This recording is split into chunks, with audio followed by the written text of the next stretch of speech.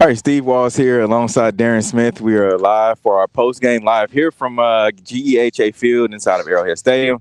The Chiefs have defeated the Jacksonville Jaguars 27-17. Darren, initial thoughts on the game overall? Well, my very first thought is I'm thinking like you asked Uncle Sean, are they paying you GEHA? Real talk. You know, it's just crazy because we see obviously the big win by the Chiefs today. And I don't want to call it a big win. I mean, they were expected to win. They actually covered the point spread. They were 9.5-point favorites. They won by 10. I think obviously the big thing is what came after the game, and we'll talk about that a little bit later. But nice win by Kansas City. A few concerns here and there, but overall, great defensive game from the Kansas City Chiefs. You know, they got after the quarterback, Carlos Dunlap. We got a chance to celebrate and talk with him post-game, celebrating his 100th sack of his career. Chris Jones had a couple of sacks in today's game. And overall, you know, Patrick Mahomes, after last week's 500-yard total offense performance, he turned right back around, 4 touchdowns and interception in today's game. And we got to see two players for Kansas City get their first touchdown of the Chiefs in Kadarius Toney as well as Marquez Valdes-Scantling. Yeah, and it was Kadarius Toney's first touchdown of his career as well. So walk us through the beginning of the game. You know, Andy Reid, you know, decided not to defer. He elected to, you know, receive the ball. The first time that I've known Andy to do that. But the special teams it's been their Achilles heel so far. What do you think? It's funny. I was looking at my timeline on Facebook, and Nick Lowry, you know, of course, Hall of Fame kicker here with the Chiefs, was talking about how, especially as Dave told business as great as he is, that has been, as you mentioned before, the Achilles heel. And I'm not exactly sure how you fix things, so to speak. Yeah, I mean, Harrison Butker misses another kick today. Granted, it did not, you know, become a factor overall, but that still is something that needs to be addressed, whether he's hurt or not, or you figure something else out as it relates to him missing those kicks. But I was shocked, along with you. I'm one who has always thought that the Chiefs, with their offense, hey, don't be afraid to take the ball, and impose your will and get on top of them. Things didn't work out, obviously, and of course, it caught everybody in the press box by surprise, because we had thought that the ref just misspoke, and the fact that they came out, they were about to receive, and look, kudos to Doug Peterson. I mean, and you mentioned it. You know, it's one of those things where they expect you to get the ball, and so, you know, kind of like Sean Payton did in the Super Bowl, and I think there was another team that did it. You know, what they're expecting, you hit them with what they don't expect, and they didn't expect an onside kick. And granted, the Chiefs defense, you know, had them go 3 and out, but it was still a good heads-up play by Jacksonville and their special teams.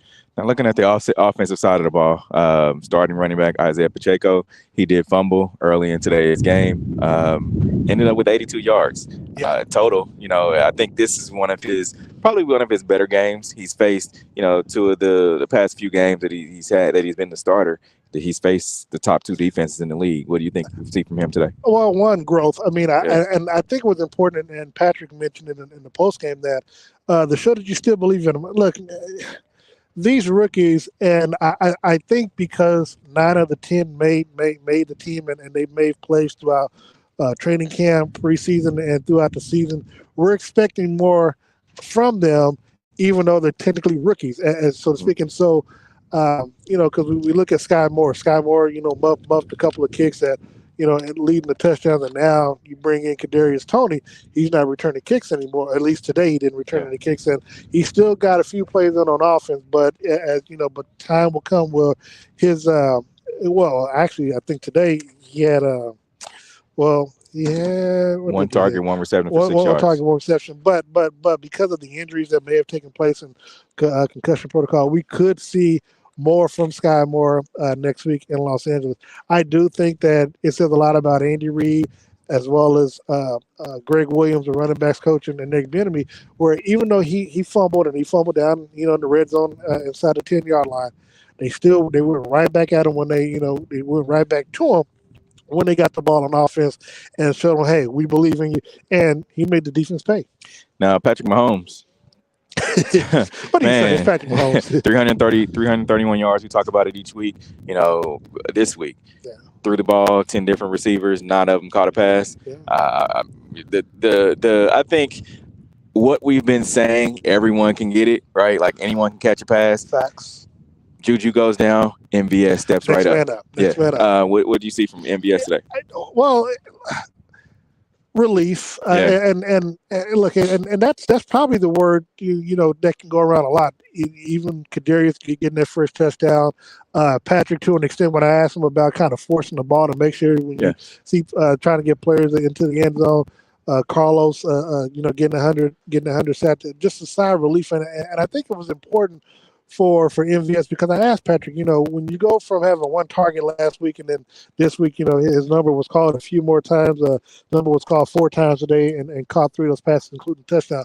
I think it's important that you keep, especially when you're a starter. I mean, you want to keep them involved in the game, and look, and even though they don't get into the end zone, you do want to hit them with some targets, and you do want to give them the opportunity to make some plays because they're your starters, and if not, they can kind of zone off. And then when you do need them, they're not there. Their mind and their focus isn't there. So I thought it was very important that they went to him and got him a touchdown pass because you saw as well when he got the touchdown, he threw the ball high up, as high as he could. Yeah. He tried to throw it outside the stadium because he was finally happy to get that touchdown as a Kansas City Chiefs. Now, looking at the defensive side of the ball, they held Trevor Lawrence to 259 yards, sacked him 5 times. What did you see from him? A lot of pressure. It's interesting because talking to Justin after the game, I asked him, what did they do? It was on like a tell two halves. Obviously, they kept him out of the end zone all the way up until like the last 2 minutes of the first half. And then the second half, they came back out. I mean, they were eating up the clock with 9 minutes on that scoring drive, and Christian Kirk getting 2 touchdowns. I just think, this defense is a bend but don't break, and it's like if you have a decent enough lead, you can get after them and you can make big plays again. I mean, they had 5 sacks last week against Malik Willis, another 5 this week.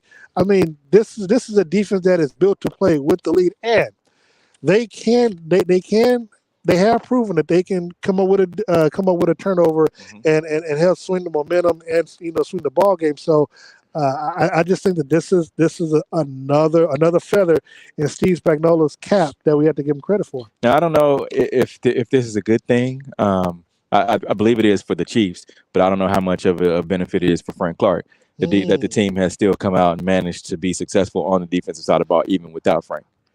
No, that's a good thing because stop thinking about it. I mean, when Trent McDuffie went, I'm just talking about for the longevity of Frank being in Kansas City. Oh no, I think he's fine. I mean, it's not cost you a whole lot of. It's not cost as much as it would have had you stayed with the counter. So no, I think it's good. I mean, if he can continue to contribute. I mean, he was contributing before the suspension, and it just happened to just come in the middle of the season. I think you get Frank back again. That's another body and the rotation. I think right now things are looking good for Kansas City because you got enough bodies that if somebody goes down, the next man up is looking at it on both offense and defense. So I just think it just adds to the rotation of what you can do. And then here's the thing.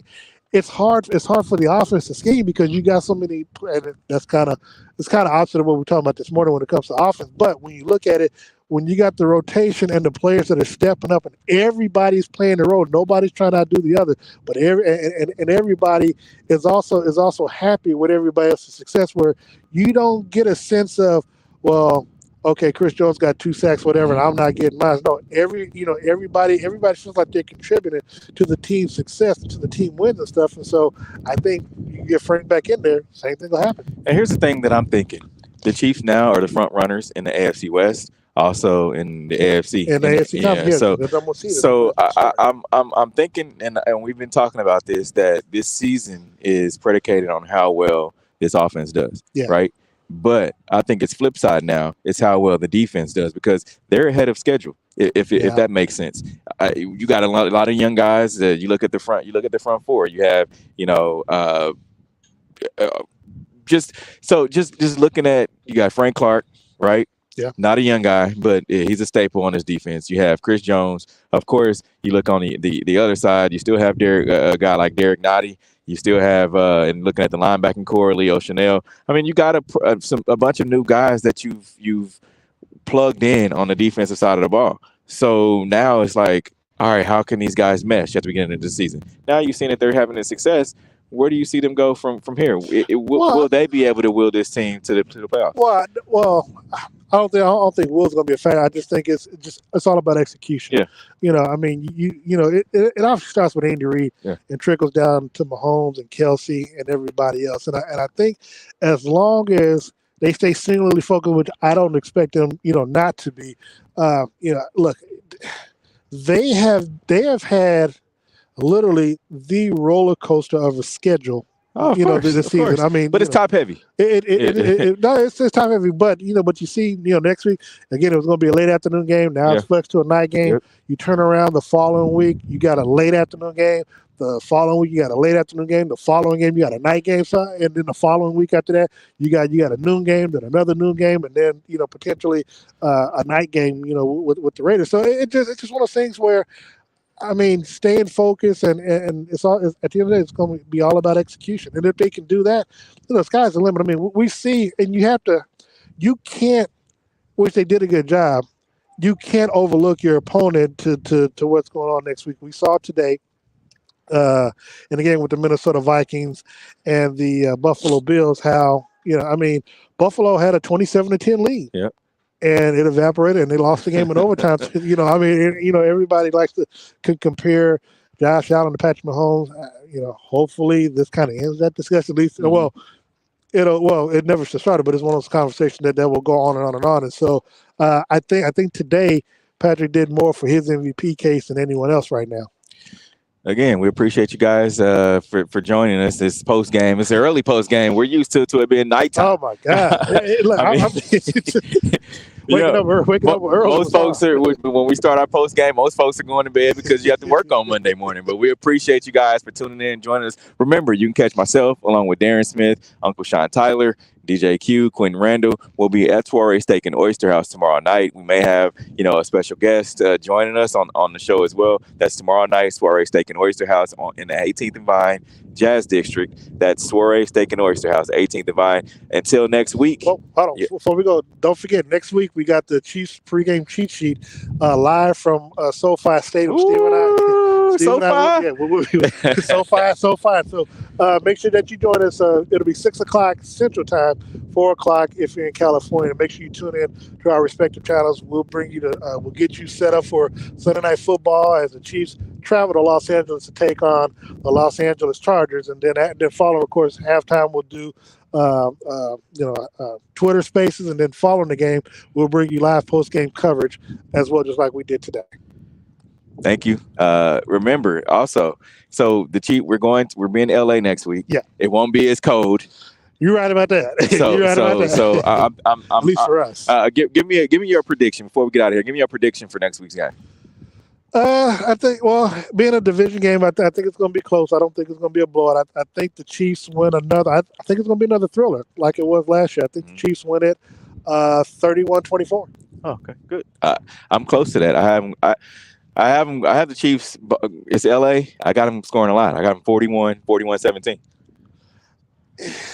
Division matchup. I mean, we thought they were going to blow out the Raiders too in the 1 point game. It's just hard. It's just hard to see Kansas City blow. Kansas City don't really blow teams out. I mean, granted, when they do, it is generally on the road and in their home spot. But a division rival, I'm not quite sure. So I think it's going to be much closer than what you're predicting. Again, thank you guys for tuning in. Remember, catch us tomorrow night. Soiree Steak and Oyster House for the Red Hour. Myself, Darren Smith, Uncle Sean Tyler, and also DJ Q. Until next week, we are out of here.